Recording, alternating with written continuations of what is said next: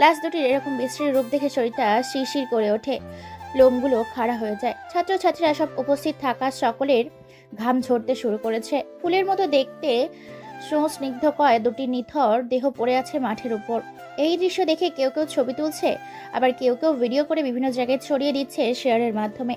মুহূর্তের মধ্যে এসে জায়গায় police, RAB, DC, SP, commissioner, DIG, গোয়েন্দা বিভাগের বিভিন্ন অফিসার সহ আন্তর্জাতিক রাষ্ট্রীয়ভাবে সকল আইনজীবীদের আসতে বাধ্য হয় সেই ভার্সিটির মাঠে। কেননা কলেজটা একটা আন্তর্জাতিক কলেজ। এই ঘটনা ছড়িয়ে পড়ার সাথে সাথে বাড়ছে কলেজের মাঠে আরও মানুষের সমাগম, বাড়ছে মানুষের মধ্যে উত্তেজনা। আকাশে উড়িয়ে দেওয়া হয়েছে প্রায় অনেকগুলো ড্রোন ক্যামেরা। সাংবাদিকগুলো খবর একের পর এক প্রচার করছে বিভিন্ন টিভি চ্যানেলে। ক্লাস দুটির দিকে কেউ চোখ তুলে তাকাতে পারছে না, কেননা একদিকে লজ্জা, আরেকদিকে ভয়। এতটাই নৃশংসভাবে হত্যা করা হয়েছে মেয়ে দুটোকে, যা বলতে ভয় পাচ্ছি এবং দেখাতে বা শোনাতে নিজেরই লজ্জা করছে। লাশ দুটোকে নিয়ে যাওয়ার জন্য লাশবিহীন গাড়ি নিয়ে আসা হয়েছে। তদন্ত করার জন্য বিভিন্ন ফরেন্সিক ডক্টর এসেছে। যে মেয়েগুলো লাশ পাওয়া গেছে তারা ছিল ধনী পরিবারের প্রভাবশালী বাবার মেয়ে। লাশ দুটি নিয়ে যাওয়া হয়। এখনো ছাত্রছাত্রীদের মধ্যে চলছে টানা উত্তেজনা। মেয়েগুলোকে কিভাবে মারা হয়েছে তাহলে চলুন শুনে আসি। মাথা থেকে পা পর্যন্ত রক্তে ভরা দুটি নিথর দেহ পড়ে আছে কলেজের মাঠের ওপর। মেয়েগুলোকে এত নৃশংসভাবে মারা হয়েছে যা কল্পনার বাইরে। কেউ খেতে বসলে বা কেউ এই ধরনের কাজ করতে গেলে বারবার মনে পড়ে এই দৃশ্যগুলো। নিজেরই বলতে শরীরের লোম খাড়া হয়ে যাচ্ছে। এতটাই ভয়ঙ্করভাবে নৃশংসভাবে হত্যা করেছে মেয়ে দুটোকে। মেয়ে দুটোর সারা অঙ্গ প্রত্যঙ্গ কেটে ফালা ফালা করে দিয়েছে। মেয়ে দুটির লজ্জাস্থানের জায়গাগুলোতে অনেক বিশ্রীভাবে নষ্ট করে দিয়েছে।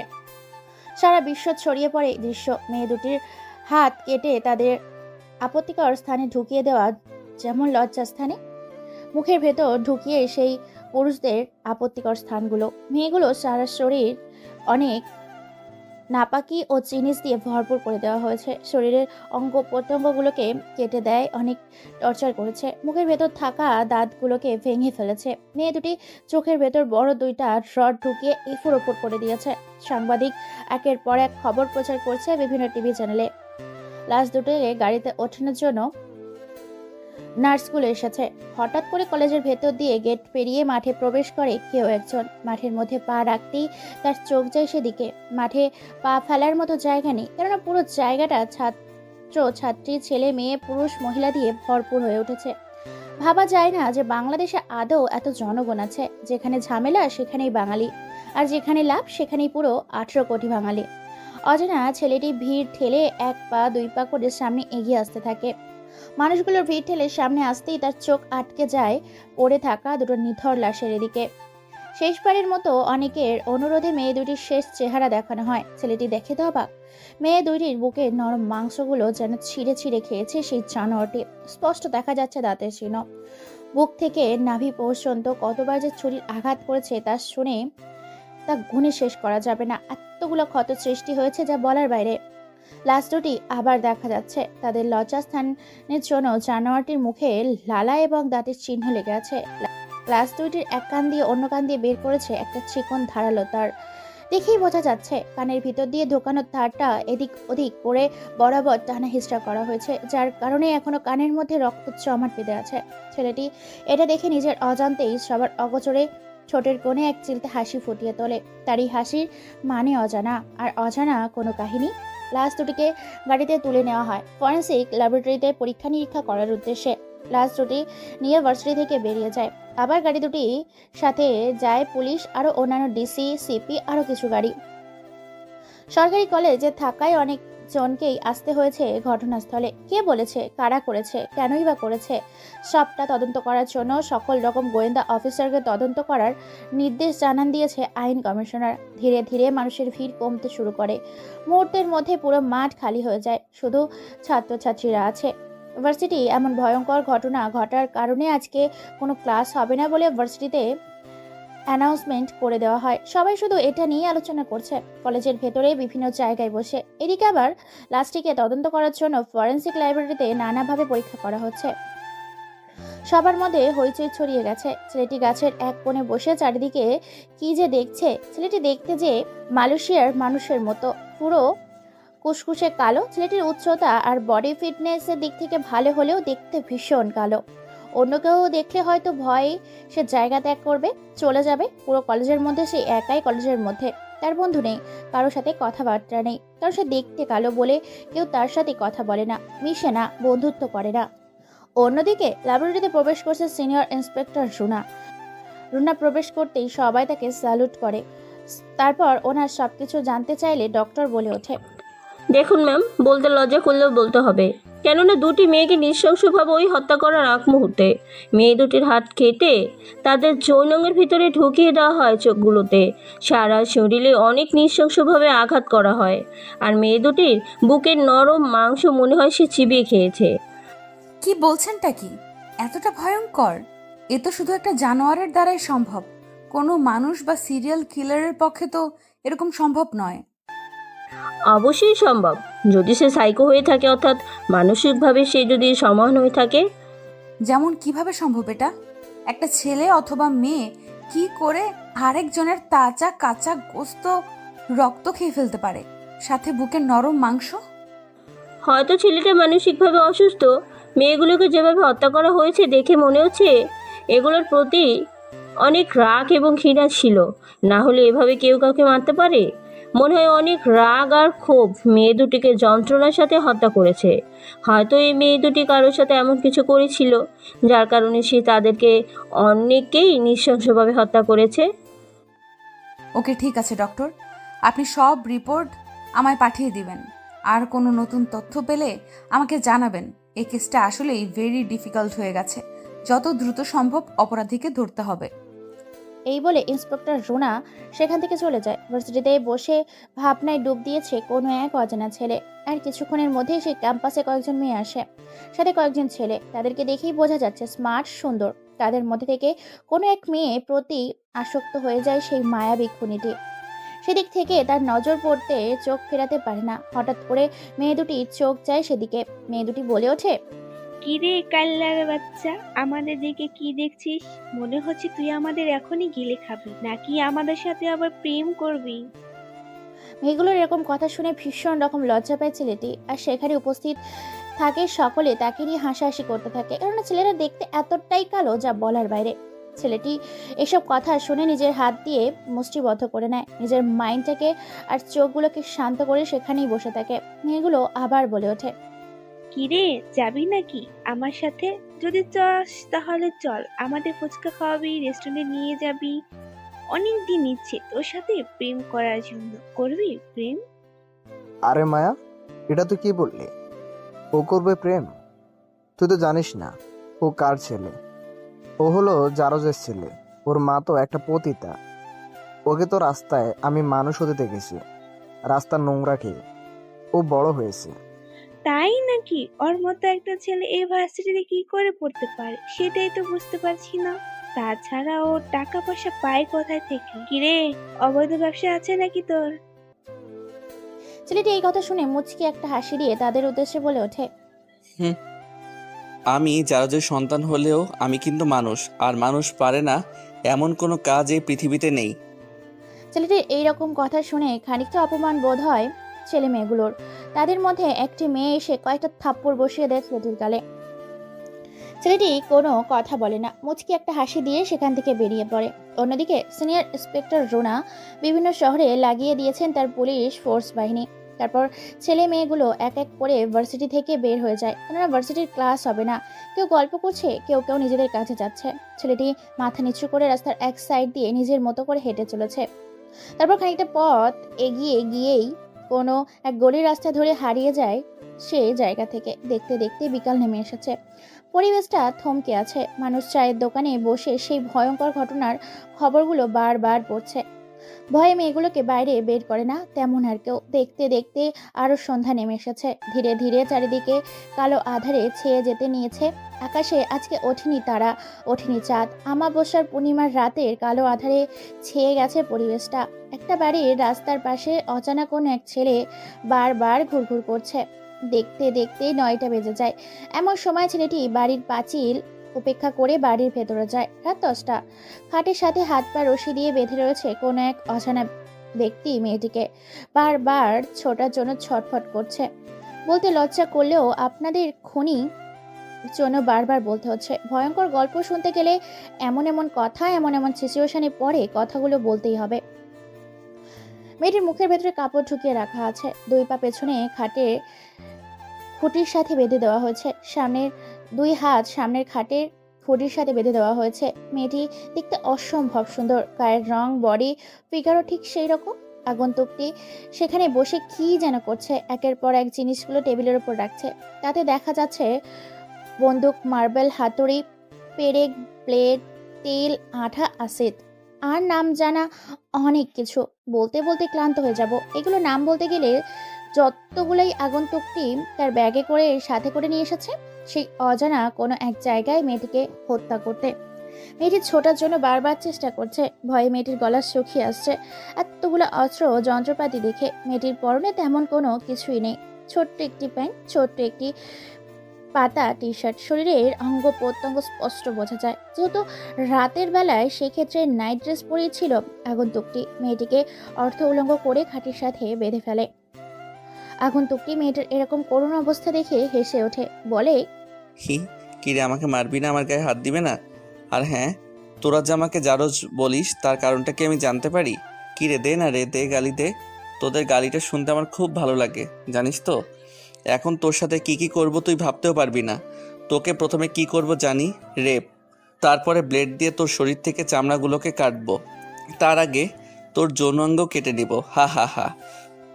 এই বলে ছেলেটি মেয়েটির পায়ের ও হাতের খানিকটা অংশ ব্লেড দিয়ে কেটে দেয়। মেয়েটি ব্যথায় চোখ থেকে পানি গড়াতে শুরু করে। ছেলেটি মেয়েটির মুখ থেকে কাপড়টা সরিয়ে দিয়ে তার গলার ওপর এক ধারালো ছুরি দিয়ে দাঁড়িয়ে থাকে আর বলে ওঠে, তোর কিছু বলার আছে? যদি থাকে তো বলতে পারিস, কারণ তোর মৃত্যুটা অনেক ভয়ঙ্কর হতে চলেছে। তুই হয়তো জানিস না, ওই মেয়ে দুটিকে আমি হত্যা করেছি, আর নিঃসঙ্গভাবে হত্যা করার পরে ভার্সিটিতে তাদের লাশটা ফেলে এসেছি। দেখেছিলি তো তাদের মৃত্যুটা কতটা ভয়ানক হয়েছিল? তার থেকেও তোর মৃত্যুটা অনেক ভয়ানক হবে। তুই আমাকে জারজ বলেছিস। জানোয়ার, তুই তাহলে মেয়েগুলো কিভাবে ধর্ষণ করার পর তাদের শরীরে নরম মাংসগুলো কেটে ফেলে দিয়ে ভক্ষণ করতি? লোকে ঠিকই বলে তুই একটা জারজের সন্তান। ছেলেটির এই কথা শোনার পর অন্যরকম একটা মুচকি হাসি দেয়। তারপর নিজের পরনে থাকা টি শার্ট প্যান্ট খুলে মেয়েটির ওপর শুয়ে পড়ে। প্রথমে মেয়েটির ঘাড়ে এক কামড় দেয়, সাথে সাথে মেয়েটি চিৎকার দেয়, কিন্তু তার চিৎকার বাইরে যায় না। বাড়ির ভেতরে বাড়ির মেয়েটাকে শেপ করে নৃশংসভাবে মেরে ফেলার চেষ্টা করছে আগন্তুকটি। ধীরে ধীরে মেয়েটিকে নিয়ে হারিয়ে যেতে থাকে আগন্তুকটি। এক অন্যরকম অনুভূতি রূপকথার গল্পের। নিজের চাহিদা পূরণের পর মেয়েটিকে নরম জায়গায়, নরম স্থানগুলোতে নিজের মুখ ও দাঁত দিয়ে ছিঁড়ে ফেলে। পুরো হিংস্র হয়ে উঠেছে, পুরো শরীরে নিজে কামড়ে দাগ দিতে থাকে। মেয়েটি ব্যথায় চিৎকার করছে, বুক ফেটে যায়, কিন্তু তার চিৎকার কেউ শুনতে পায় না। মেয়েটিকে পুরো হিংস্র জানোয়ারের মতো খুবলে খুবলে খাবার পর হাতে থাকা ব্লেডটা দিয়ে মেয়েটির পেটের অংশ কেটে দেয়। তারপর সেখান থেকে হাত শুকিয়ে দিয়ে বুকের ভেতর থেকে কলিজা বের করে নিয়ে আসে। মেয়েটি ছটপট করতে থাকে।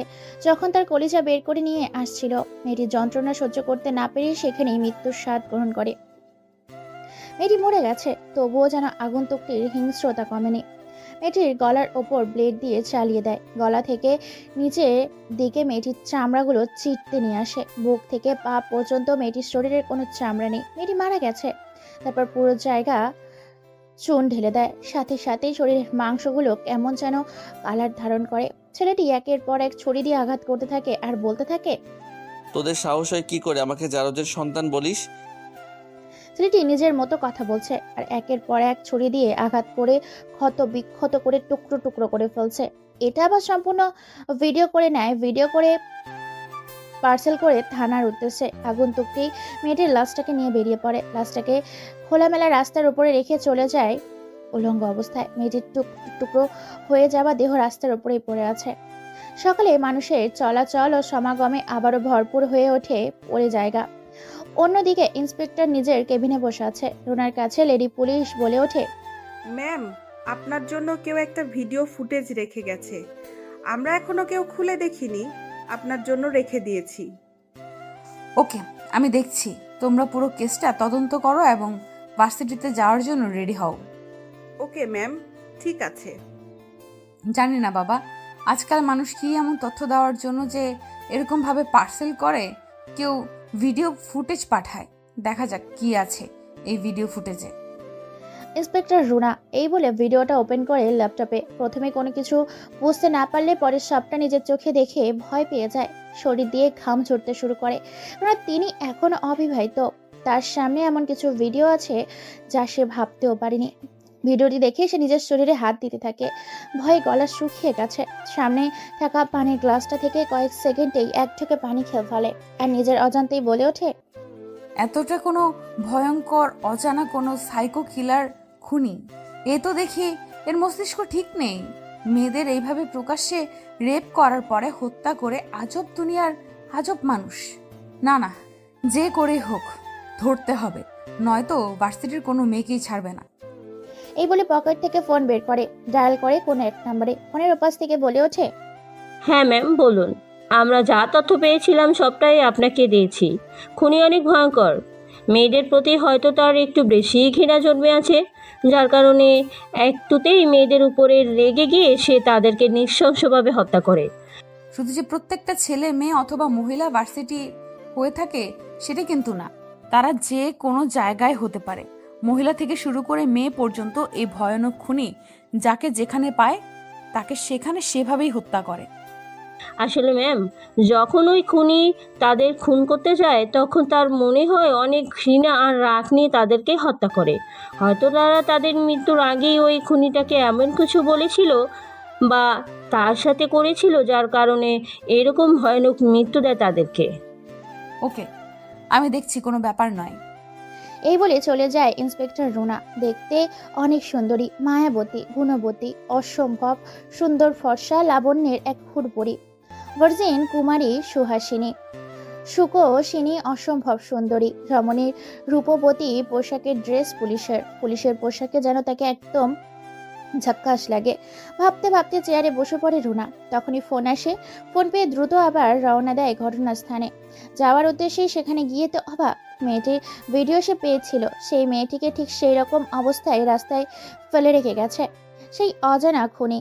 এখন কি কি কারণে এতজন মানুষকে হত্যা করছে সে নিজেও জানে না। আর কি এমন রহস্য লুকিয়ে আছে এরকম ভয়ঙ্কর ভয়ঙ্কর মৃত্যুর খেলায় মেতে ওঠার কারণ? সবাই ছবি তুলতে ব্যস্ত, ভিডিও করতে ব্যস্ত, সাংবাদিক খবর প্রচার করতে ব্যস্ত। শহরের এক হাঙ্গামা সৃষ্টি হয়েছে, চারিদিকে পুলিশ দিয়ে ঘিরে রেখেছে বাইরে, অথচ কাউকে ঘোরাফেরা করা নিষেধ করেছে। পরপর একই নিয়মে এইভাবেই তিনটে মার্ডার হয়েছে এই শহরে। ভয় পেয়ে যায় সকলে। কাউকে কোনো কিছু বলার সুযোগ না দিয়ে টুকরো টুকরো হয়ে যাওয়া শরীরটাকে একত্রিত করে কাপড়ে ভরে ফরেন্সিক ল্যাবরেটরিতে পাঠানোর ব্যবস্থা করে। তদন্ত করতে থাকে ইন্সপেক্টর। অন্যদিকে কলেজের সেই খ্যাত কালো কুচকুচে ছেলেটি রাস্তার পাশে ফুচকার দোকানে দাঁড়িয়ে ফুচকা বিক্রি করছে। যে যার মতো আসে, খায়, যায়। কেউ প্রশংসা করে, কেউ নোংরা বলে গালি দেয়, কেউ টাকা দেয়, কেউ ঝাড়ি দিয়ে চলে যায়। এইভাবে চলছে তার জীবনযাত্রা, যেটা দেখতে যতটা সাধারণ ততটাই ভয়ঙ্কর। এমন সময় তার ফুচকার দোকানের পাশ দিয়ে অনেক বড় বড় বেশ কয়েকটা কালো রঙের গাড়ি যেতে দেখে। গাড়িটার অনেক দাম। গাড়ির ভেতর থেকে নেমে আসে লোকটিকে দেখে খানিকটা সবাই অবাক হয়, কেননা এই যে এই শহরের এমপি মাসুদ রানা। লোকটা ভালো নাকি খারাপ কেউ সঠিকভাবে বলতে পারবে না। এমপি সাহেব ফুচকার দোকানের সামনে এসে দাঁড়ায়। মানুষ যখন তাকে দেখে চারিদিক দিয়ে ঘিরে রাখতে শুরু করে। এমপি সাহেব ভাষণ দেওয়া শুরু করে। তার ভাষণ শুনছে অনেকে। ফুচকার দোকানের পাশে এক সুন্দরী রমণী বিবাহিতা মহিলা দাঁড়িয়েছিল, যা দেখতে অনেক সুন্দর, শাড়ি পরেছিল, তাই পেটের খানিকটা অংশ দেখা যাচ্ছে। সবাই এমপি সাহেবের কথা শুনতে ব্যস্ত। এমন সময় রবিন নামের ছেলেটি খেয়াল করে এমপি সাহেবের হাতটা সেই রমণী সুন্দরী অপসরী মেয়েটার নাভির ভিতরে এবং পেটে স্লাইড করছে। রবিনকে দেখে মুচকি হাসি দেয়। মেয়েটি ভয়ে চিৎকার দিতে পারে না। এমন সময় এমপি সুযোগ বুঝে মেয়েটির হাতে একটা কার্ড ধরিয়ে দেয়। সেখানে কিছু সাইন করে চেক বই দেখে। বোঝা যাচ্ছে টাকাগুলো দেখে মেয়েটি খুশি হয়। মেয়েটি কোনো কথা বলে না। একদিক দিয়ে এমপি মেয়েটির পেটে স্লাইড করছে, অন্য দিক দিয়ে ভাষণ দিচ্ছে। তার কয়েকটা পিক তুলে নেয় এবং ভিডিও করে নেয় সেই রবিন নামের ছেলেটি। এমপি ওখানে বলে ওঠে, আমি এই শহরের এমপি হয়েছি আপনাদের দোয়া, আশীর্বাদে এবং সম্মান ও মর্যাদায়। আল্লাহ তাআলার বিশেষ কৃপায় যদি আপনাদের কোনো আর্থিক সহযোগিতা লাগে আমার কাছে আপনারা নির্দ্বিধায় যাবেন। অফিসে মধ্যবয়স্ক মহিলা, যুবতী, যুবক, ছেলেমেয়েদের যাদেরই সাহায্য লাগবে আমার অফিসে চলে যাবে। বিনামূল্যে সার্ভিসিং সহ সাহায্য করব। এমপির এরকম ভাষণে মুগ্ধ হয়ে যায়, তার ভাষণে মনোমুগ্ধ হয়ে ওঠে অনেক মানুষ, অনেকে হাততালি দেয়। এমপি বলে ওঠে, আমার জন্য সবাই দোয়া করবেন যাতে আমি এরকম ভালো ভালো কাজ আরো অনেক বেশি করতে পারি। আপনাদের আমন্ত্রণ থাকলো আমার অফিসে আসার জন্য। এই বলে এমপি সেখান থেকে চলে যায়। ওই মহিলাটিও হাসতে হাসতে সেখান থেকে চলে যায়। রবিন বোঝা যায় রবিনকে কি করতে হবে। সবাই চলে যাবার পর সেখানে কয়েকটা বখাটে ছেলে আসে। তারপর রবিনকে বলে ওঠে, এই শালা, দ্রুত চাঁদা দে আর কয়েক প্লেট ফুচকা বানা আমাদের জন্য। আমরা এমপির লোক, জানিস তো কতটা ডেঞ্জারাস। এমপিকে যতটা ভালো মনে করো সবাই, সারা ততটা ভালো না। প্রতিদিন মেয়েদের নিয়ে ফুর্তি করে নিজের রুমে। তার বাড়িতে এক কাজের লোকের মুখে শুনেছিলাম লোকটি বৃদ্ধ ছিল, এক মেয়েকে তার বাড়িতে নিয়ে এসেছিল আশ্রয় দেবে বলে। তারপর মেয়েটিকে সারা রাত নিজের মতো করে ভোগ করত। তারপর নাকি একজন হঠাৎ করে মেয়েটির বাচ্চা হওয়ার সম্ভাবনা হয়। এমপি এটা জানতে পরে মহিলাকে মারার চেষ্টা করে। পরে ছেলেটি বেঁচে গেলেও মহিলাটাকে মেরে ফেলে এমপি। ছেলেটি মনে হয় একদিন আমাদের মতো হয়ে গেছে। ঠিক বলেছিস ভাই, এমপির একটা ভুল, একটা অন্যায় সারা জীবন ছেলেটিকে জারজ বলে এই সমাজে পরিচয় হিসাবে বাঁচতে হবে। যেখানে যাবে সেখানে তাকে জারজের সন্তান বলবে। কিরে বেটা, তুই আমাদের কথাগুলো শুনছিস? দ্রুত আমাদের জন্য ফুচকা বানা আর আমাদের চাঁদা দে, নয়তো এখানে দোকান ভেঙে উড়িয়ে দিব। ছেলেটির হুমকি শুনে অনেকটা নিজের মতো করে নিজে মনে মনে হেসে নেয়। রবিন দোকান বন্ধ করবে। ছেলেগুলো চাহিদা মতো তাদের সকল কিছু দিয়ে রবিন দোকান বন্ধ করে বেরিয়ে পড়ে বাড়ির উদ্দেশ্যে।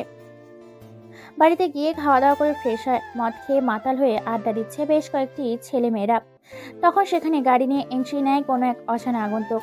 আগন্তুকটির পরনে আছে হেলমেট আর হাতে গ্লাভস, পরনে কালো পোশাক, মুখে মাস্ক, পায়ে কেটস। বাইকটি কালো রঙের। বাইকটি স্ট্যান্ড করে বাইকের ওপর থেকে নামে। বাইক থেকে নামার সাথে সাথেই ঠান্ডা পরিবেশটা গরম করে তোলে। হঠাৎ করে তিনটি ছুরি চালিয়ে দেয় ছেলেগুলোর গলার ওপর দিয়ে। শরীর থেকে মুহূর্তের মধ্যেই মাথাটা আলাদা হয়ে যায়। এই দৃশ্য দেখে সেখানে উপস্থিত থাকা অনেকেই ভয়ে পিছিয়ে যায়, কেউ চোখ বন্ধ করে নেয়। আগন্তুকটি হাতের ইশারা দেওয়ার সাথে সাথেই কয়েকজন ছেলে এসে বাকি ছেলেগুলোকে গাড়িতে তুলে নিয়ে যায় কোনো এক অজানা জায়গায়। আগন্তুকটির বাইক নিয়ে রাস্তার পাশে কোনো কিছুর জন্য অপেক্ষা করছে। এমন সময় রাত 10টা বাজে। চারিদিকে পিন পতন নিরাপত্তা, পরিবেশটা ঠান্ডা আবহাওয়া। এমন সময় আগন্তুকটি খেয়াল করে তার সামনে দিয়ে কোনো এক অপ্সরী রমণী সুহাসিনী মহিলা এমপির বাড়িতে প্রবেশ করছে। ভালো করে লক্ষ্য করে দেখতে পায় সেই দোকানের সামনে ফুচকাওয়ালা মহিলাটি এমপির বাড়ির ভেতরে প্রবেশ করছে। এটা দেখে আগন্তুকটি একটি মুচকি হাসি দেয়। তারপর আগন্তুকটি বাড়ির বডিগার্ডের প্রাচীর উপেক্ষা করে ভেতরে যায়। ভেতরে গিয়ে তো অবাক, কেননা চারিদিক দিয়ে বাড়ির বডিগার্ড, তাদেরকে উপেক্ষা করে ভেতরে ঢোকা হয় না, সম্ভব না। এমপির ভয়ে যে চারিদিক দিয়ে সিকিউরিটি গার্ড দিয়ে নিজের প্রোটেকশন রেখেছে। আগন্তুকটি নিজের বন্দুকের সাইলেন্সার লাগিয়ে 3 কোণের সিসিটিভি ক্যামেরা নষ্ট করে দেয়। তারপর গাছ দিয়ে দোতলার রুমে চলে যায়। সেখানে গিয়ে দেখতে পায় এমপি মদ খাচ্ছে আর তার দুই পাশে 2টা অর্থউলঙ্গ মেয়ে তাদের মুখে নরম পানি আর মদ মিশিয়ে খাওয়াচ্ছে। মাঝে মাঝে এমপি তাদের সাথে দুষ্টুমি করছে। কোনো কথা ছাড়াই রুমের ভেতরে প্রবেশ করে মহিলাটি, কিন্তু মহিলাকে দেখেই বলে ওঠে, এসো এসো বসো। তোমাকে দেখার পর থেকে নেশাটাকে কমানোর জন্য বারবার নেশা করছি, কিন্তু তোমাকে দেখার পর থেকে নেশাটা আর কমাতে পারছি না। কি একটা মায়েরই তোমায় দেখতে আসবো। আসো দ্রুত শুরু করি। এই বলে এমপি মহিলার কাছে নিয়ে যায়। তারপর মহিলাকে বিছানায় এনে ফেলে দেয়। মহিলাটির বুকের ওপর শাড়ির আঁচলটা সরিয়ে দিয়ে ধীরে ধীরে নোংরা খেলায় মেতে ওঠে। মেয়েটিকে নিয়ে হারিয়ে যেতে থাকে। বাইরে থেকে সবটাই দেখছে আর নিজেও শান্ত মনটাকে শান্ত করছে আগন্তুকটি। সম্পূর্ণটা ভিডিও করতে থাকে এমপি আর সেই মহিলাটি। ক্লান্ত হয়ে যাবার পর মহিলাটির ওপর থেকে সরে যায়, নিজেকে পরিপাটি করার জন্য ফ্রেশ হয়ে কাপড় পরে নিয়ে আগের মতো সেজে নেয়। যখনই যেতে নিবে তখনই পেছন থেকে গ্লাস ভাঙার শব্দ শুনতে পায়। চমকে ওঠে মহিলাটি আর এমপি। পেছনে ঘুরে দেখতে পায় একটি ছেলে, পরনে কালো জ্যাকেট, কালো প্যান্ট, কালো গ্লাভস, কালো মাস্ক, সকল কিছুই তার কালো। গুটি গুটি পায়ে এগিয়ে আসে তাদের দিকে। পরনে কিছুই নেই। এমপি খালি গায়ে উলঙ্গ হয়ে দাঁড়িয়ে যায় সেখানে। ভয়ে এমপি চিৎকার করতে পারছে না, গলা দিয়ে কোনো আওয়াজ বের হচ্ছে না, কেননা 2 হাতে 2টা বন্দুক আগন্তুকটির। আগন্তুকটি সেখানে এগিয়ে হাসতে হাসতে বলে ওঠে, পুরোটা দেখে ফেলছি, সাথে ভিডিও করেছি। আমি যা চাই তা যদি না পাই পুরো ভাইরাল করে দেব ভিডিওটাকে। এই কথা শোনার পর এমপি আর মহিলাটি ভয় পেয়ে যায়। ভয়ে তাদের শরীর দিয়ে ঘাম ঝরতে শুরু করে। মহিলাটির পরনে থাকা সাদা পোশাকটি ঘেমে যাওয়ার কারণে শরীরের সাথে লেপ্টে আছে, স্পষ্ট বোঝা যায় সবকিছু। এমপি ভয়ে বলে ওঠে, ভাই তোর কি চাই আমাকে বল, তবু এই ভিডিওটা তুই ভাইরাল করিস না। তোর মেয়ে লাগবে, মহিলা লাগবে, টাকা লাগবে, ধন সম্পদ লাগবে, আমাকে বল, আমি দিচ্ছি। তবু ভিডিওটা তুই ভাইরাল করিস না। স্ত্রী হলো স্বামীর কাছে এক বিশাল নিয়ামত, আর সেই স্ত্রী কিনা একজন অন্য পরপুরুষের সাথে অন্য খাটে পরকীয়া করছে কিছু টাকার বিনিময়ে। বাবা ভুল হয়ে গেছে, এবারের মতো ছেড়ে দে। তোর কি চাই আমাকে বল। আসলে বউ তো নেই, যৌবন থাকতে বিয়ে না করে পরকীয়া করেছি, তাই এখন নিজেকে সামলাতে পারি না। শোন, আমাকে এবারে এমপি বানাতে হবে, তুই আর এমপি পর্যায়ে যাবি না। যদি যাস তোর ভিডিওটা ভাইরাল করে দিব, এমনিতে তুই সব দিক দিয়ে পচে গেছিস, আর কিছুদিন এই জায়গাতে থাকলে দুর্গন্ধ ছড়াবি। শুধু এটুকুই বাবা, আর অন্য কিছু না? যদি তোমার আরো কিছু লাগে তবুও বলো, আমি আমার এমপি ছেড়ে দেবো, তবুও তুই ভিডিওটা ভাইরাল করিস না। দ্বিতীয় হলো, এই মহিলাটার সাথে তুই যা করেছিস সেম আমিও করব।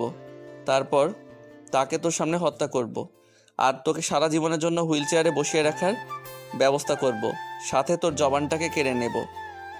এমপি আর মহিলাটি ভয়ে সেখানেই জর্জরিত তাদের জীবন নিয়ে। কথাটা বলতে দেরি, কিন্তু এমপির পায়ের হাঁটু বরাবর দুইটা গুলি করতে দেরি হয় না আগন্তুকটির। সাইলেন্সার থাকার কারণে খুব সহজে গুলি করে, কেউ বুঝতে পারে না। এমপি সেখানেই বসে পড়ে। মহিলাটি কিছুক্ষণ আগে পরক্রিয়া করে ক্লান্ত হয়ে যায়। তার উপর সাইকো মস্তিষ্কহীন মানসিক রোগী রবিন নামে ছেলেটি মহিলাটিকে কোনো কিছু বুঝে ওঠার আগেই শাড়ির আঁচলটা ধরে টান দেওয়ার সাথে সাথেই শাড়ির আঁচলটা খুলে বিছানায় পড়ে যায় মহিলাটি। ঝাঁপিয়ে পড়ে রবিন। রবিন নৃশংসভাবে খুব কষ্ট দিয়ে কামড়িয়ে কামড়িয়ে খেতে থাকে মহিলাটির বিভিন্ন অঙ্গ প্রত্যঙ্গ। মহিলাটি গরুর মতো চিৎকার করছে। রুমটা সাউন্ড প্রুফ থাকার কারণে আওয়াজ বাইরে যায় না। অনেক অপ্রীতিকর জায়গাগুলো কামড়িয়ে কামড়িয়ে একদম মহিলাটি নাজেহাল অবস্থা করে। সারা শরীর থেকে রক্ত ঝরছে, মহিলাটি চিৎকার করছে। এমপি ভয়ে কোনো কথা বলতে পারে না, শুধু একদম হিংস্র রূপ দেখছে। ছেলেটি নিজের মুখে দাঁত দিয়ে মহিলাটির ঠোঁট দুটোকে কামড়ে মুখ থেকে ছিঁড়ে নিয়ে যায়, মুখ দিয়ে গলার রগ পর্যন্ত কেটে দেয়। এই মুহূর্তে রবিন নামের ছেলেটির এত হিংস্র হয়ে উঠেছে যে নিজের হাতটা ঢুকিয়ে দেয় মহিলাটির কলিজার ভিতর, তারপর সেখান থেকে সবকিছু বের করে নিয়ে আসে। অনেক বিভিন্নভাবে অনেক জায়গায় আঘাত করে, মহিলাটিকে বারবার আঘাত করে। সবসময় তার পকেটে ব্লেড থাকার কারণে মহিলাটির অনেক জায়গাগুলোই কেটে ফেলে। পুরো রুমটা রক্তে রক্তাক্ত হয়ে গেছে। মহিলাটি সেখানে ছটফট করতে করতে প্রাণ হারায়। তারপর রবিন নামের আগন্তুকটি এমপির মুখের ভেতর ঢুকিয়ে দেয় ব্লেড, যেখান থেকে মানুষের চিৎকার আর কোনো কথা বলার ভারসাম্য আসছে সেখানকার একটি স্তর কেটে দেয়। সারা জীবনের জন্য কথা বলা বন্ধ। দুইটা নাঙ্গল টেবিলের সাথে ড্রয়ারে দিয়ে পুরোপুরি ভাবে থেতলে দেয়, যাতে কোনো কাগজে সই না করতে পারে, এইদিকে ওইদিকে দৌড়াদৌড়ি না করতে পারে। আর তার জন্য তার আগেই তার হাঁটুতে দুইটা গুলি করে। তারপর সেখান থেকে বেরিয়ে যায়। আগন্তুকটি বেরিয়ে যাবার পর নিজের গন্তব্যের উদ্দেশ্যে চলে যায়। সকাল হয়েছে, চারিদিকে পাখির কিচিমিচির করছে। এখনো এমপি নিজের রুম থেকে বের হয় না দেখে বডিগার্ডরা তার রুমের ভেতর গিয়ে অবাক। কাপড়বিহীন একটা মহিলাকে ক্ষত বিক্ষত অবস্থায় টুকরো টুকরো হয়ে থাকতে দেখে অবাক হয়ে যায় বডিগার্ডগুলো। সাথে এমপিকে অর্ধলঙ্গ অবস্থায় পেয়ে পুরো রুমটা রক্তে রক্তাক্ত হয়ে গেছে। দ্রুত কোনো কিছু বুঝে ওঠার আগেই বডিগার্ডগুলো খুব দ্রুততার সাথে এবং বুদ্ধিমত্তার সাথে পরিষ্কার করে ফেলে আর হসপিটালে নিয়ে যায় এমপিকে। এদিকে আবার ইন্সপেক্টর রুনা খুঁজে বেড়াচ্ছে খুনিকে। ছাত্রছাত্রীরা কলেজের ভেতর প্রবেশ করেছে। গায়ে তেমন কোনো পোশাক নেই, যেমন গেটআপ, যেমন ছেলে তেমন শরীরের রং, তেমনই পোশাক পরে গুটি গুটি পায়ে কলেজের মাঠে প্রবেশ করছে রবিন নামের ভয়ানক সেই ছেলেটি। পর্দা ফাঁস করে দিলাম, এতগুলা মার্ডার আর সেই সাইকো মস্তিষ্কহীন সিরিয়াল কিলার ছেলেটি হলো রবিন। রবিন একাই একটা বেঞ্চে গিয়ে বসে পড়ে। অন্যদিকে রুনা কেসটাকে সমাধান করার জন্য ছদ্মবেশে ভার্সিটিতে ছাত্রীর বেশি প্রবেশ করে। ছাত্রছাত্রীরা নিজেদের মতো করে ক্লাস করছে, উশৃঙ্খল করছে, ভাবনার জগতে ঢুকে আছে। রবিন এমন সময় তার পাশে এসে বসে রুনা। এটা দেখে খানিকটা সরে যায় রবিন। এটা দেখে রুনা বলে ওঠে, এ কি, আপনি আমাকে দেখে এভাবে পিছিয়ে যাচ্ছেন কেন? আমি কি বাঘ নাকি ভাল্লুক যে আমাকে ভয় করছেন? রবিন কোনো কথা বলতে পারে না। কোনো কথা না বললেই চুপচাপ এক দৃষ্টিতে অন্যদিকে তাকিয়ে আছে। এটা দেখে রুনা আবার বলে ওঠে, সত্যিই আমি খুব দুঃখিত, লজ্জিত। আমি জানতাম না আপনি কথা বলতে পারেন না। এটা শুনে এবার রবিনের ভীষণ পরিমাণ রাগ হয়। রবিন এবার বলে ওঠে, আমি রবিন, ভার্সিটির সবচেয়ে খ্যাত কালো আনস্মার্ট একটি ছেলে। আর আপনার মতো আমি বাচাল না। আর আপনাকে ভয় পাওয়ার কোনো কথাই আসে না। তাহলে চুপ করে আছেন কেন? আমার সাথে কথা বলুন। ওকে, আমরা বন্ধু হতে পারি? এটা শুনে রবিন আরও ভীষণ পরিমাণ অবাক হয়। কেননা পুরো ভার্সিটিতে থাকে সবাই খ্যাত আর জারজ বলে গালি দেয়, সেখানে এই মেয়েটা কিনা তাকে বন্ধুত্বের হাত বাড়িয়ে দিয়েছে। তাই রবিন বলে ওঠে, দেখুন, আমি এমনি এমনি ভালো আছি। বন্ধুত্ব করে নিজের সমস্যাটাকে আমি বড় করতে চাই না। কেন, আপনার সমস্যা কোথায়? আমি মেয়ে হয়ে বন্ধুত্ব করতে পারি, আমার কোনো সমস্যা নেই। তো আপনার সমস্যা কোথায়? আপনার কোনো কিছু না হলেও আমার হয়। অন্যদিকে রোহান ভার্সিটির অন্যতম একটা উচ্ছৃঙ্খল ছেলে। প্রকাশ্যে মেয়েদের নিয়ে খারাপ খারাপ কমেন্ট করে, মেয়েদের গায়ে হাত দেওয়া, অনেকগুলো রেপ কেসের মামলা আছে তার উপর। কিন্তু প্রভাবশালী থাকায় পুলিশ তার কোনো কিছুই করতে পারে না। হঠাৎ করে তার চোখ আটকে যায় রবিন আর রুনার দিকে, কেননা রবিনের পাশে রুনা বসেছে। এটা দেখে বেশ অবাক হয় রোহান। রোহান মেনে নিতে পারে না যে রবিনের মতো একটা কালো ছেলের পাশে এত সুন্দর একটা স্মার্ট সেই অপসরী বসে আছে। গুটি গুটি পায়ে রোহান তাদের কাছে এগিয়ে আসতে থাকে। রোহান সেখানে এসে হাতটা বাড়িয়ে দেয়, বলে ওঠে, হাই মিষ্টি পরি, আমি রোহান। তুমি কে, কোথা থেকে আসছো? আমি ভার্সিটির সবচেয়ে সিনিয়র। রোহানের কথায় একটু অবাক হয় রুনা, আর রবিনের দিকে তাকিয়ে মাথা নিচু করে নেয়। রুনা একবার তাকিয়ে কি বলবে বুঝতে পারে না। রোহান আবার বলে ওঠে, ভাবা ভাবি বাদ দাও, আগে আমার সাথে মিট করো। এই ভার্সিটিতে টিকতে গেলে আমার সাথে ভাব জমাতে হবে, না হলে টিকতে পারবে না এই ভার্সিটিতে। কথাটা বলে রোহান হাতটা চেপে ধরে আর হাতটা স্লাইড করতে থাকে। রুনা এটা বুঝতে পারে, একটা মুচকি হাসি দেয়। এই জিনিসটা ভালো লাগেনি রবিনের। রুনা এবার বলে ওঠে, আমার সাথে আপনাকে হ্যান্ডশেক করার অনুমতি দিয়েছি, বাট আমার শরীরে অর্থাৎ আমার হাতে স্লাইড করতে বলিনি কিন্তু। কথাটা শুনে এতগুলো মানুষের সামনে লজ্জা পায় রোহান, দ্রুত হাত সরিয়ে দেয়। এই কথা শুনে রবিন হালকা হেসে দেয়। এটা দেখে রোহান বলে ওঠে, সালা কাইলা, তোর সাহস কি করে হয় আমার দিকে তাকিয়ে হাসার? তোকে আজকে আমি মেরে ফেলবো। কথাটা বলে ছেলেটি রবিনের শার্টের কলার ধরে টানতে টানতে ক্লাসের দিকে নিয়ে যায়। সবাই সেদিকে হা করে তাকিয়ে আছে। সবাই জানে রোহান কতটা উচ্ছৃঙ্খল ছেলে, তাই রোহানের সাথে কেউ সহজে তর্ক করতে যায় না, কারণ রোহান এই কলেজের সর্বোচ্চেয়ে ডেঞ্জারাস ছেলে। রুনা বাধা দিলে রোহান তাকে সরিয়ে দিয়ে রবিনকে নিয়ে দোতলার রুমে নিয়ে চলে যায়। সেখানে গিয়ে রবিনকে বন্ধুদের সাহায্য নিয়ে অনেক মারধর করে। রবিনের পুরো শরীর থেকে রক্ত চুইয়ে চুইয়ে পড়ছে।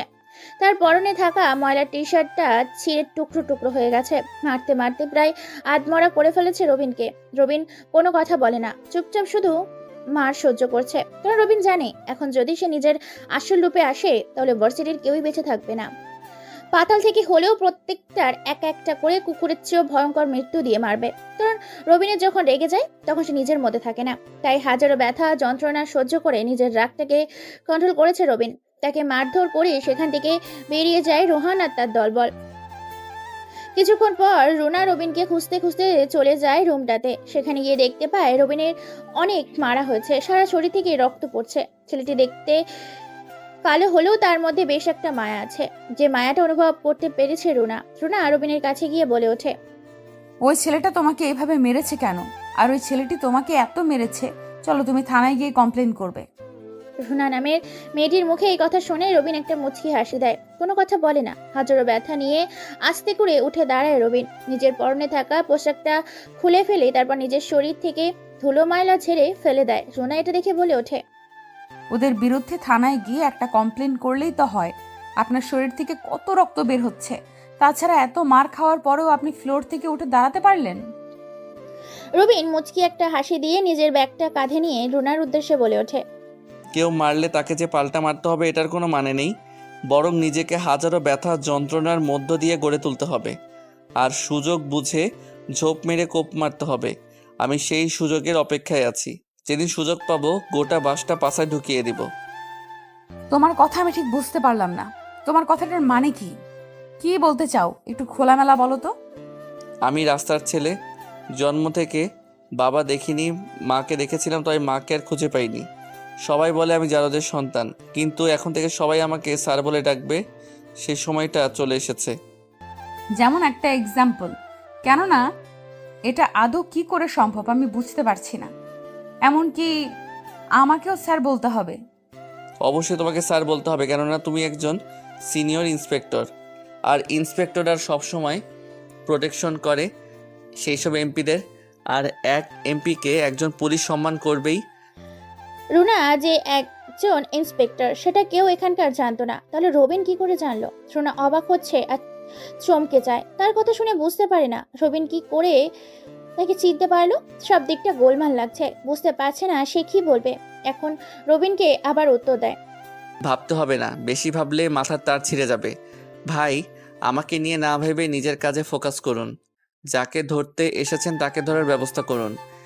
রবিনের মুখে এই কথা শুনে আরো অবাক হয়, যেন অবাকের চরম পর্যায়ে পৌঁছে যায় রুনা। এত কিছু রবিন কি করে জানে বুঝতে পারে না, সে মাথা কাজ করছে না তার। রুনা বলে ওঠে, আমি এখনো বুঝতে পারছি না তুমি এত সব জানো কি করে। আমি যে একজন ইন্সপেক্টর, তাও আবার একজন খুনিকে ধরতে এসেছি। এই ভার্সিটিতে ছদ্মবেশের সব কিছু তুমি জানো কি করে? ভালো ভাবাচ্ছে আমাকে। তুমি দেখতে যতটা সাদা সরল, আমার মনে হয় না তুমি অতটা ইনোসেন্ট। এই পৃথিবীতে যাকে যত সরল সাদা মনে করবে সে ততই ডেঞ্জারাস। ছোট হোক বা বড় হোক, কাউকে কম বেশি চোখে দেখা যাবে না, সমান চোখে দেখতে হবে, না হলে সামনে বিপদ অপেক্ষা করছে। যেমন ধরুন, খেলোয়াড়দের মনে দুই দল থাকে, দুই দলের মধ্যে এক একজন করে 22 জন প্লেয়ার থাকে। একটা দল খেলার দিক দিয়ে খুব পারদর্শী আর অন্য দলটি খুব নর্মাল। ভালো দলটি নর্মাল দলটিকে দেখে এসে উড়িয়ে দেয়, ঠিকভাবে খেলে না, তাদের গার্ড দেয় না। অন্যদিকে জানপ্রাণ দিয়ে লড়াই করছে সে নর্মাল টিমটি। ভালো দলটি তাদের শক্তির অহংকারে খেলায় তেমন মনোযোগ না দিয়ে গা ভাসিয়ে দেওয়ার কারণে সহজেই বিপরীত দলের কাছে হেরে যায়। তাই কোনো দলকে ছোট চোখে দেখা যাবে না। ঠিক তেমনি ছোট হোক বড় হোক, কালো হোক সাদা হোক, গরিব হোক বা বড়লোক, কাউকে ততটাও সরল সাদা ভাবা যাবে না যতটা সে নয়। কথাগুলো বলে রবিন নামের ছেলেটি সেখান থেকে চলে যায়। অবাক হয়েছে রুনা, ছেলেটি এত কথা বলতে পারে কি করে বুঝতে পারে না সে। রুনা ভাবতে থাকে, অবাক হয় রবিনের কথায়। কেননা রুনা মনে মনে বলে ওঠে, আমার বিষয়ে সে সব কিছু জানে। তার উপর নাকি সে এমপি হবে। তার শরীরের পোশাক আশাকে যা অবস্থা, তার থেকে নাকি সে এমপি হবে। জানি না কি রহস্য চলছে তার মনে। ভাবনার জগতে ভাবতে থাকে রুনা, কি করে কেসটাকে সলভ করবে, কি করে সেই মায়াবী খুনিটাকে ধরবে। দেখতে দেখতে টিফিন টাইম শেষ হয়ে যায়। ছাত্রছাত্রীরা আবার কলেজের ভেতরে প্রবেশ করে, আবার ক্লাস শুরু হয়। এমন সময় রবিনের চোখ আটকে যায় বাইরে। রবিন দাঁড়িয়ে আছে ওখানে। স্যার, আমি জরুরি কিছু কাজের জন্য বাইরে যাচ্ছি। স্যার তাকে আর কোনো রকম বাধা দেয় না, হ্যাঁ সূচক জানিয়ে সম্বোধন দেয়। দ্রুত বেরিয়ে পড়ে রবিন। রবিন সোজা বাথরুমে ঢুকে যায়, ভেতর থেকে দরজা আটকিয়ে দেয়। এটা দেখে রোহান বলে ওঠে, কিরে তুই কোথা থেকে এলি? আর দরজাটাকে আটকাচ্ছিস কেন? এতগুলো মার মারলাম, তারপরে তুই এখন এই ভার্সিটিতে আছিস কি করে সেটাই তো বুঝতে পারছি না। দরজাটা খুলে বাইরে যা, নাহলে তোর কপালে আগে থেকেও ভয়ঙ্কর কিছু অপেক্ষা করছি। কথাটা শুনে রবিন কোনো কিছু বলে না, শুধু মুচকি হাসি দিয়ে দরজাটাকে ভালো করে আটকে দেয়। তারপর নিজের ব্যাগ থেকে নিজে রাখে। রবিন রোহানকে আর কোনো কিছু বলার সুযোগ না দিয়ে বিদ্যুতের গতি দিয়ে তার মুখ থেকে কস্টেপ মেরে দেয়। আর রবিন বলে ওঠে, দেখ, তোর ভালোর জন্য বলছি, যদি তুই এই টিপটা খোলার চেষ্টা করিস তাহলে তোর মুখ ঠোঁট সব ছিঁড়ে যাবে। কথাটা শুনে রোহান ভয় পায়, চুপচাপ সেখানে দাঁড়িয়ে থাকে। রবিনের ব্যাগের ভেতর থেকে এক এক করে কয়েকটা যন্ত্র বের করে। তাতে আছে 9mm ক্লিয়ার সাইলেন্সার একটি বন্দুক। গুলি করে রোহানের পায়ে রোহান সাথে সাথে ফ্লোরে থপ করে বসে পড়ে। ব্যথায় কুকড়ে যায় রোহান। রবিন চিকন একটা তার বের করে, তারপর রোহানের হাতের মধ্যে গুলি করে কানা ছিদ্র করে দেয়। তারপর সেই কানা দিয়ে একটা তার ঢুকিয়ে দেয়, দুই হাতে একত্রে বেঁধে দেয়। ঠিক একই ক্ষেত্রে পা গুলোতেও একই নিয়মে একইভাবেই বেঁধে দেয়। রোহান কোনো কিছু বলতে পারে না, শুধু তার চোখ থেকে পানি ঝরছে। রোহান বুঝে গেছে সেই মস্তিষ্কহীন মানসিক খুনিটার কেউ না, সেটা হচ্ছে এই রবিন। রবিনকে দেখে যতটা সরল সাদা মনে হয়েছিল, তার থেকে ভয়ঙ্কর মনে হচ্ছে এখন রোহানের কাছে। বাইরে একের পর এক ক্লাস চলছে। ক্লাসরুমগুলোর বাইরে হওয়ার কারণে কেউ এদিকে আসে না, তেমন সচরাচর কেউ। রবিন একটা ভালো ব্লেড আর খুর বের করে। রোহান একটা ভালো ব্লেড আর খুর বের করে রোহানের মাথা ন্যাড়া করে দিতে থাকে। এক পর্যায়ে পুরো মাথাটা ন্যাড়া করে দেয়। তারপর ব্লেড দিয়ে হালকা করে মাথার মাঝ বরাবর যে জায়গা মানুষের মগজ থাকে সেই জায়গাটা খানিকটা কেটে দিয়ে নিজের হাতে চামড়াটাকে তুলে ফেলে এবং সেখানে একটা গর্ত সৃষ্টি করে। এটা আবার ভিডিও করছে রবি। গল গল করে মাথা দিয়ে চুইয়ে চুইয়ে রক্ত পড়ছে, ব্যথায় চিৎকার করছে। তারপর রবিন তার ব্যাগ থেকে ড্রাগস সাথে অ্যালকোহল বের করে ড্রাগসটা ঢেলে দেয় রোহানের মাথায়। সেই গর্ত মগজে দাও করে বুদবুদ করে গলতে থাকে। মাথার ওপরে পুরো চারিদিকটা পুড়ে যায়। যন্ত্রণা সহ্য করতে না পেরে রোহান বারবার ফ্লোরে গড়াগড়ি খাচ্ছে, ছটফট করছে, বারবার দেওয়ালে গিয়ে বাড়ি খাচ্ছে। সে নিজে এই যন্ত্রণা থেকে রক্ষা পাওয়ার জন্য বারবার দেওয়ালে মাথাটা আঘাত করছে, মাথা ফেটে একাকার। রোহানের যাতে আরো ব্যথা হয় আর এই ব্যথা থেকে দেখে আনন্দ পায় রবিন। রবিন তার পরনে থাকা ছেঁড়া স্যান্ডেলগুলা হাতে নিয়ে বরাবর তারা ন্যাড়া মাথার উপরে ঠুকাতে থাকে। কিছুক্ষণ পর রোহান ক্লান্ত হয়ে যায়, জ্ঞান হারিয়ে ফেলে রবিন। খানিকটা পানি তার চোখে মুখে দেয়, জ্ঞান ফিরে আসে। আবার শুরু হয় ছটফটানি। রবিন এবার রোহানের চোখের পাতাগুলো আঠা দিয়ে আটকে দেয় যাতে নিজের মৃত্যুটা নিজে দেখতে পারে নিজের চোখে। তারপর রবিন তার পায়ে ও হাতের শক কেটে দেয়, গল গল করে রক্ত বের হতে থাকে অকেজো হয়ে হাত পা। তারপর পেটের ওপরে হালকা কেটে দিয়ে নাভি এবং নিচের দিকে চামড়াগুলো নিচের দিকে টেনে নিয়ে আসতে থাকে। একজন জীবিত মানুষ তার শরীর থেকে চামড়াটাকে ছিঁড়ে নিয়ে আসলে যতটা যন্ত্রণা হয় তার থেকেও যে ভয়ঙ্কর যন্ত্রণা হচ্ছে রোহানের। নাভি থেকে পায়ের তালু পর্যন্ত চামড়াবিহীন গোস্তওয়ালা রোহানের শরীরটা একের পর এক ছড়িয়ে আঘাত করতে থাকে রোহানের গোস্তগুলো, যেন শরীর থেকে টুকরো টুকরো করে খসে খসে পড়ছে। রোহান আর অত্যাচার সহ্য করতে না পেরে শেষ পর্যন্ত মৃত্যুর স্বাদ গ্রহণ করে। এখনো রাগ কমেনি রবিনের। চোখের ওপর ছুরি দিয়ে গেথে ওপরে ফেলে তার চোখ দুটো, ঠোঁট দুটো কেটে ফেলে, জিহ্বাটাকে এক হাতে বের করে কেটে ফেলে। রাগের মাথায় এক এক করে সব জায়গা কেটে কেটে ফেলে, কানগুলো শরীর থেকে আলাদা করে ফেলে। এমনকি সে যতগুলো মেয়ের সঙ্গে অন্যায় করেছে তার একটা একটা করে প্রতিশোধ হিসাবে রোহানের পুরুষত্বটা টেনে ফেলে। এখান থেকে চলে যায় রবিন। কলেজ প্রায় ছুটির দিকে। পিয়ন কলেজের বাথরুম থেকে শুরু করে সকল কক্ষ বন্ধ করার জন্য বাইরে থেকে তালা দেয়। এমন সময় তার চোখ যায় বাথরুম থেকে রক্ত বেরোচ্ছে। তাই সে হালকা মাথাটা ঢুকিয়ে দিয়ে যা দেখে তাতে চিৎকার দিয়ে সেখানে জ্ঞান হারিয়ে পড়ে যায়। বাইরে থেকে সবাই চিৎকার শুনে সেখানে দ্রুত আসতে থাকে। পিয়নকে জ্ঞান হারিয়ে পড়ে থাকতে দেখে সবাই সেখানে ছোটাছুটি করে। মুহূর্তের মধ্যে ভিড় জমে যায়। বাথরুম থেকে রক্তটা বারান্দায় এসে পড়েছে। রক্ত দেখে মাথা উঁকি দিয়ে সবাই দেখতে থাকে, যে দেখে সেই ভয়ে চিৎকার দেয়।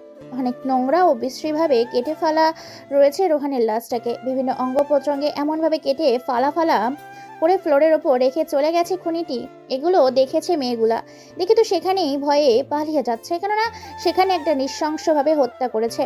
তার অঙ্গ প্রত্যঙ্গকে কেটে ফেলেছে, যা বলার বাইরে, ভাবনার বাইরে, কল্পনার বাইরে। এই দৃশ্য যে দেখবে হার্টের রোগীগুলো নিশ্চয়ই পরপারেই পাড়ি জমাবে। ইন্সপেক্টর রুনা সেখানে ঢুকে সবাই রুনার সাহস থেকে অবাক হয়ে যায়। সোনা বলে, প্লিজ আপনারা দরজার বাইরে যান, আমি ইন্সপেক্টর রুনা বলছি। এই কাজটা তদন্ত করার জন্য আমি এখানে ছদ্মবেশে এসেছিলাম। থানায় ফোন করে মুহূর্তের মধ্যে গাড়ি সেখানে চলে আসে। এক এক করে সেখান থেকে জিনিসপত্র কিভাবে তাকে হত্যা করেছে, ছেলেটির লজ্জাস্থান থেকে শুরু করে সমস্ত অঙ্গ প্রত্যঙ্গগুলোকে প্যাকেটিং করে ফরেন্সিক ল্যাবরেটরির উদ্দেশ্যে পাঠিয়ে দেওয়া হয়। সোনা বলে ওঠে, ও শিট, কে এই খুনি? এতটা নৃশংসভাবে কি করে হত্যা করতে পারে সে? আমরা এখানে থাকা সত্ত্বেও সে এইরকমই মার্ডার করতে পারলো? তার মানে এই ভার্সিটির মধ্যে কেউ আছে যে এই কাজগুলো করছে। ছাত্রছাত্রীরা সেখান থেকে বের করে দেওয়া হয়, পুরো রুমটাকে সিল করে দেওয়া হয়। এক এক করে সকল প্রমাণ খুঁজতে থাকে, কোনো প্রমাণ পায় না তারা। রবিন এই দৃশ্য দেখে এক মুচকি হাসি দিয়ে সেখান থেকে বেরিয়ে পড়ে। হ্যাঁ, সে আর কেউ না, রবিন হচ্ছে সেই খুনি যাকে ধরা ছোঁয়ার বাইরে কেসটা নিয়ে ভাবতে থাকেন সোনা। ভার্সিটির গত 7 দিনের জন্য বন্ধ করে দেওয়া হয়। দেখতে দেখতে রাত 10টা বাজে। এমন সময় একটি আগন্তুক রাস্তার পাশে এসে বাইক থেকে নেমে পাঁচিল টপকে বাড়ির ভেতর প্রবেশ করে, গাছ ধরে দোতলার রুমের ভেতর প্রবেশ করে। সেখানে গিয়ে এমপি সাহেবের মাথার সামনে গিয়ে মুচকি হাসে। এমপি দেখে ভয়ে কয়েকটা শুকনো ঢোক গিলে। রোহান এটা দেখে মুচকি হেসে বলে ওঠে, কিরে এমপি, আমার জন্য কি ব্যবস্থা করলি? আমার জন্য এমপির পদ দ্রুত ব্যবস্থা কর, কারণ তুই তো জানিস তোর প্রাণ ভমরা আমার হাতে। আমি ব্যবস্থা করেছি, আর আমি তোমাকে এমপি বানাবো। তবু আমার খারাপ কাজগুলো কারোর সামনে প্রকাশ করিও না। শোন শোন, যা করবি দ্রুত করবি, আর ভালো করে করবি। তোর সমস্ত লোকেদের বলে দেয় যেন আমার কথায় উঠবস করে। ওকে, ওরা সবাই তোমার কথা শুনবে। রোহান আর কোনো কথা না বলে সেখান থেকে একটা মুচকি হাসি দিয়ে বেরিয়ে পড়ে। পরের দিন সকালে বিভিন্ন জায়গায় দেখতে পাওয়া যায় পোস্টার ঝোলানো আছে রবিন নামে সেই কালো ছেলেটির। সবাই অবাক হয়ে যায়। অবহেলিত, লাঞ্ছনা বঞ্চনার শিকার হওয়া কালো ধবধবে ছেলেটি কিনা এমপি হবে এই শহরের বিশ্বাস করতে পারছে না কেউ। চারিদিকে পোস্টারটা লাগানো হয়েছে, ভার্সিটিতে পোস্টার লাগানো হয়েছে। যেই পোস্টারটা পড়ছে সেই অবাক হচ্ছে, অবাক হয়ে তাকিয়ে আছে সেলিব্রিটি হয়ে যাওয়া পুরো সুপারস্টার হিরোদের মতো।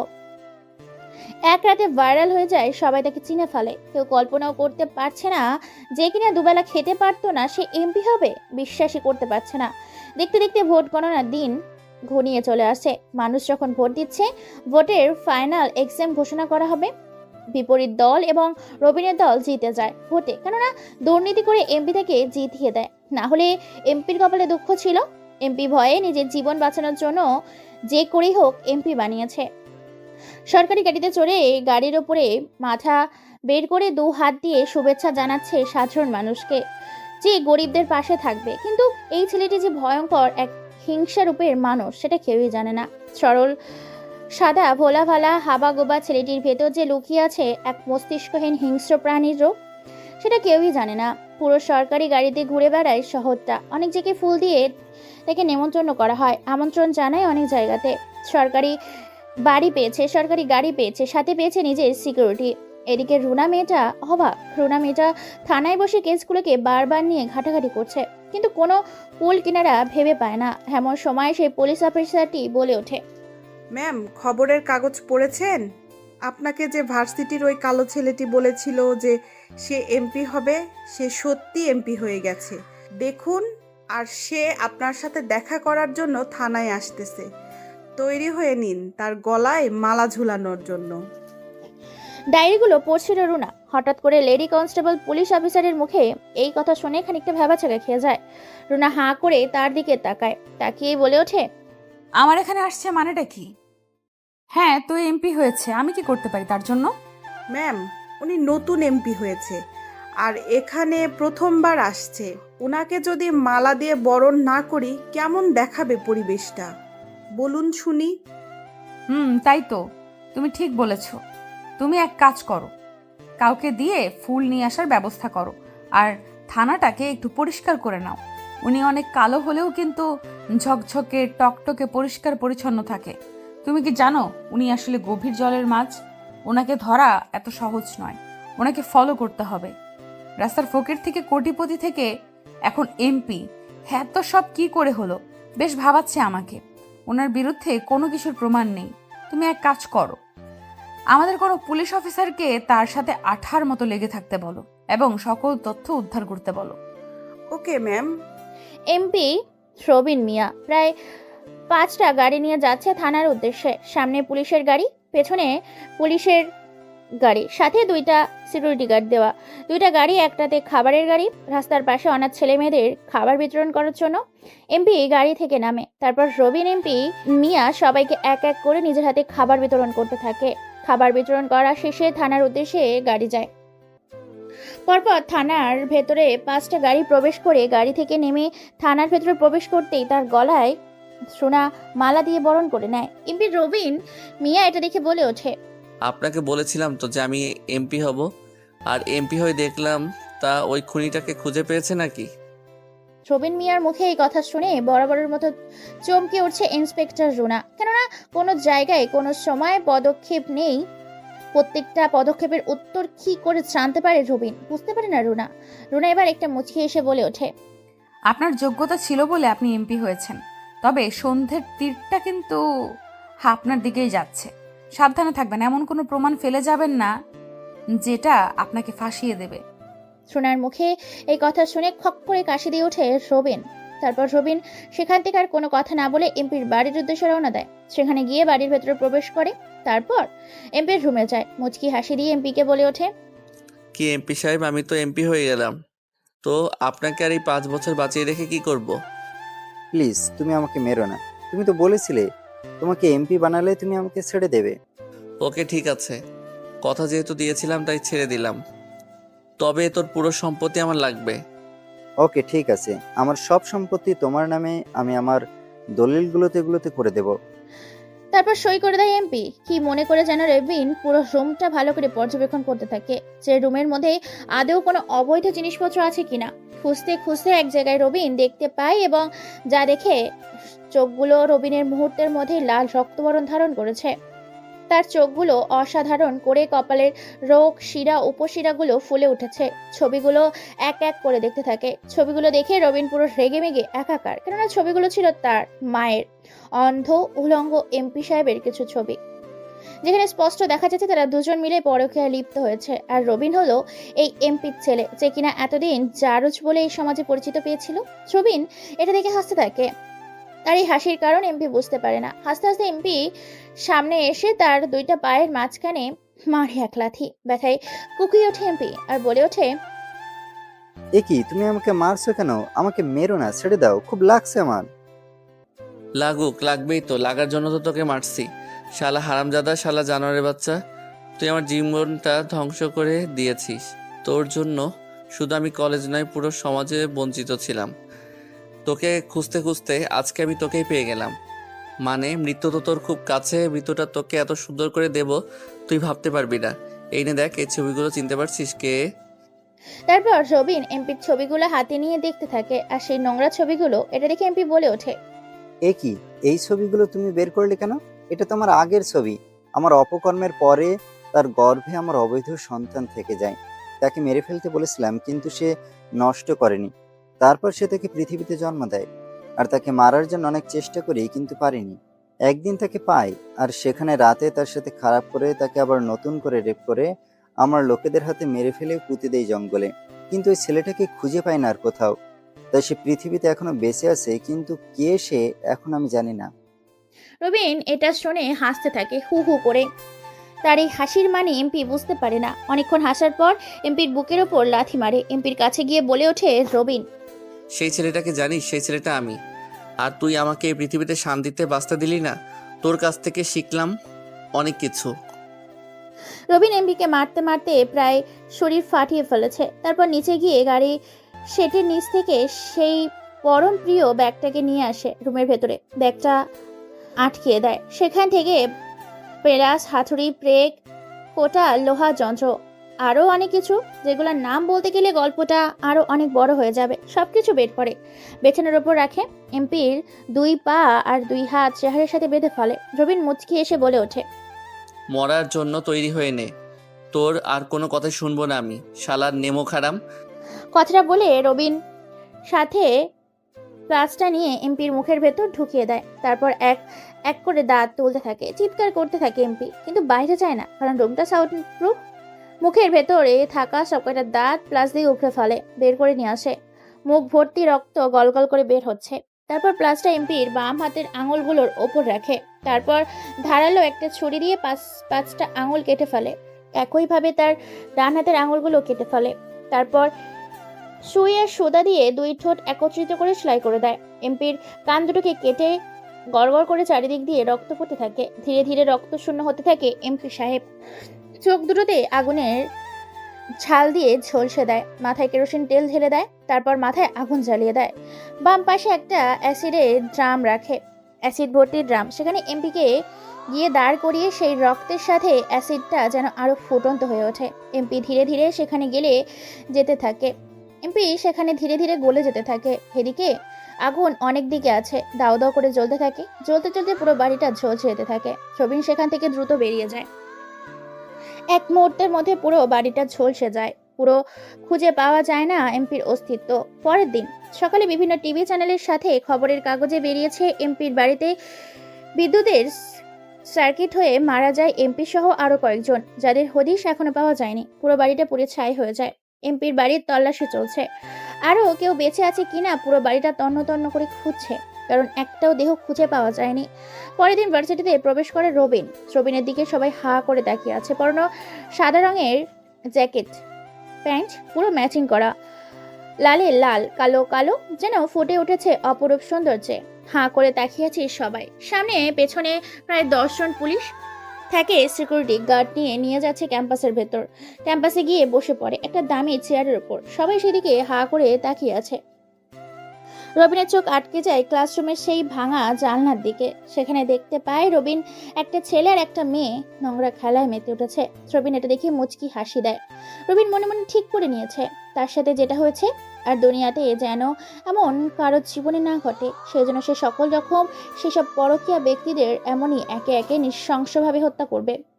রবিনের সেই জানালার দিকে ঘাড় ঘুরিয়ে সবার চোখের আড়ালে তাদের ছবি তুলে নেয়, হোয়াটসঅ্যাপে সেন্ড করে তার বডিগার্ডদের ফোনে এবং তুলে নেয় যেতে বলে তার বাড়িতে।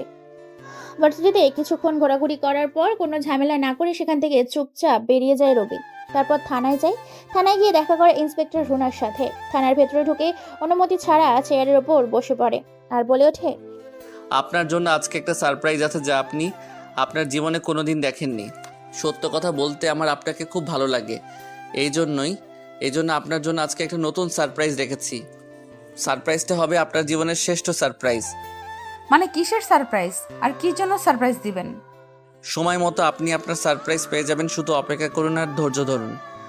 একথা বলে মুচকি হাসি দিয়ে রবিন সেখান থেকে বেরিয়ে পড়ে। দেখতে দেখতে সন্ধ্যা পেরিয়ে রাত 8টা বেজেছে। এই বলে 10টা বেজেছে। চলল রুমের ভেতর। চেয়ারের সাথে বাঁধা অবস্থায় আছে একটি ছেলে ও একটি মেয়ে। তাদের শরীরে তেমন কিছুই নেই। মেয়ে ও ছেলেটির পরনে ছোট ছোট পোশাক। চেয়ারের সাথে বাঁধা অবস্থায় আছে দুজন। এমন সময় একটি আগন্তুক রুমের ভেতর প্রবেশ করে। হাতে জল নিয়ে ছ্যাটা দেয় ইন্সপেক্টর রুনার চোখে। মিটমিট করে রুনা চোখ খুলে দেখতে পায় একটি বন্ধ রুমে তাকে বেঁধে রাখা হয়েছে। পাশে তাকিয়ে দেখতে পায় একটি ছেলে ও একটি মেয়েও বাঁধা আছে। তাদের দিকে তাকিয়ে লজ্জা পায় রুনা। সামনে তাকিয়ে যাকে দেখতে পায় তাকে দেখে তো রুনা অবাক। কথা বলার ভারসাম্য হারিয়ে ফেলেছে। কেননা এই যে আর কেউ না, রবিন। রবিন মুচকি হাসি দেয়। তারপর চেহার থেকে সে মেয়েটির বাঁধনগুলো খুলে দিয়ে বিছানায় শুয়ে দিয়ে তার হাত পাগুলো বেঁধিয়ে দেয়। তারপর রুনার দিকে তাকে একটা মুচকি হাসি দিয়ে সেই মেয়েটির পরনে যা ছিল সেটাও খুলে ফেলে দেয়। এটা দেখে লজ্জায় চোখ বন্ধ করে নেয় রুনা। রবিন রুনার কাছে গিয়ে বলে ওঠে, তুই জানতে চেয়েছিলে না আমি সেখানে এতগুলো মেয়েকে নৃশংসভাবে কেন মেরেছি, আর ওই মহিলাটাকে কে মেরেছি, কেন পুরুষটাকে মেরেছি, আর এই ছেলেটাকে আজকে মারবো, এই দুজনকে তোমাকে সাক্ষী রেখে।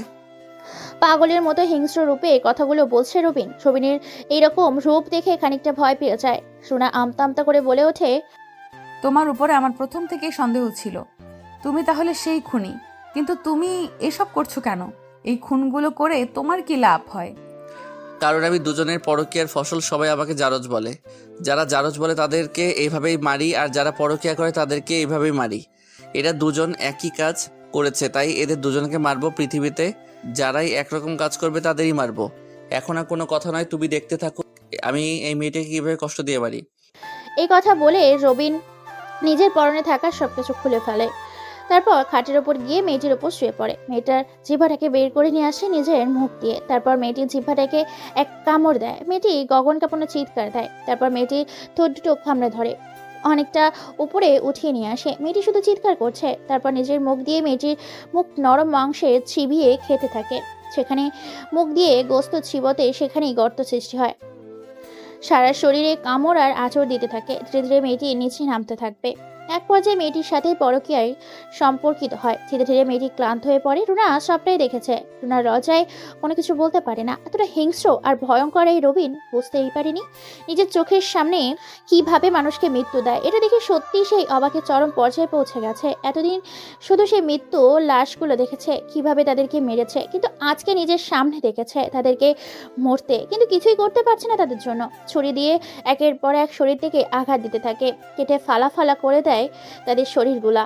মেয়েটি মরমর অবস্থা। এমন সময় রবিন ছেলেটির অপ্রীতিকর জায়গাগুলো কেটে কয়েকটা টুকরো করে মেয়েটিকে খাইয়ে দেয়। মেয়েটি খাচ্ছে না, তবুও জোরপূর্বভাবে খাইয়ে দেয়। ভয়ে শুকনো ঢোক গিলে রুনা। তারপর মেয়েটির অপ্রীতিকর জায়গায় কেটে ছেলেটিকেও খাইয়ে দেয়। কেননা এইসবের জন্যই তো তারা জঘন্যতম অপরাধ করেছে। তার জন্য এটাই তাদের উপযুক্ত শাস্তি বলে সে মনে করে।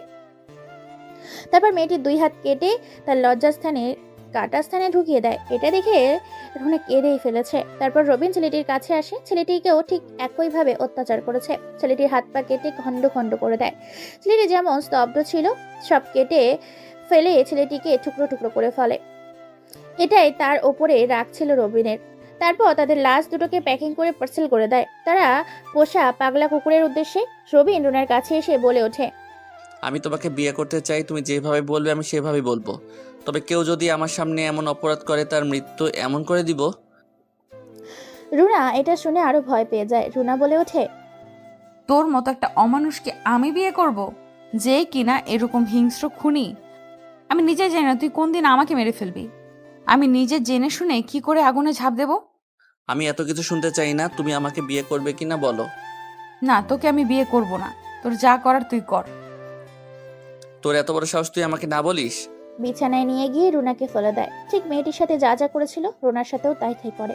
আর বলে ওঠে তার উপর থেকে উঠে গিয়ে, তোর কাছে একটা অপশন আছে, আমাকে বিয়ে করা, না হলে সারা জীবন আমার দেওয়া পাপের ফসল বয়ে বেড়া। রুনার কোনো উপায় না পেয়ে বিয়েতে রাজি হয়। কাজী অফিসে তাদের বিয়ে হয়। দেখতে দেখতে আজকে তাদের বাসর রাত। দুজনে 2 রাকাত নফল নামাজ পড়ে নেয়। তারপর আল্লাহর কাছে দোয়া করে তাদের জীবন শুরু করে। আগেরবার রুনার সাথে ওটা ছিল পরকীয়া, এখন ইসলামীয় শরীয়ত এবং আইন মোতাবেক তারা তাদের বাসর রাত উদযাপন করে অনেকটা রোমান্টিক ভাবে। অনেক তো গল্প শুনলেন, তাই আর গল্পটাকে বড় করলাম না, এখানে গল্প রেখে দিলাম। পরবর্তীতে এর থেকেও ভয়ঙ্কর গল্প আসবে। এই গল্পটা লিখতে চাইনি, তবুও লিখে ফেললাম। কি যে আবোল তাবোল লিখেছি নিজেই জানি না। তবে পরবর্তী গল্পটা ভেবেচিন্তে লিখবো এবং খুব ভালো লিখবো বলে আমি গ্যারান্টি দিচ্ছি। সঙ্গে থাকো, সাপোর্ট দাও। আশিং প্রিয়াঙ্কার ভয়েসে এই চ্যানেলে নতুন নতুন গল্প শুনতে থাকো। ধন্যবাদ সবাইকে।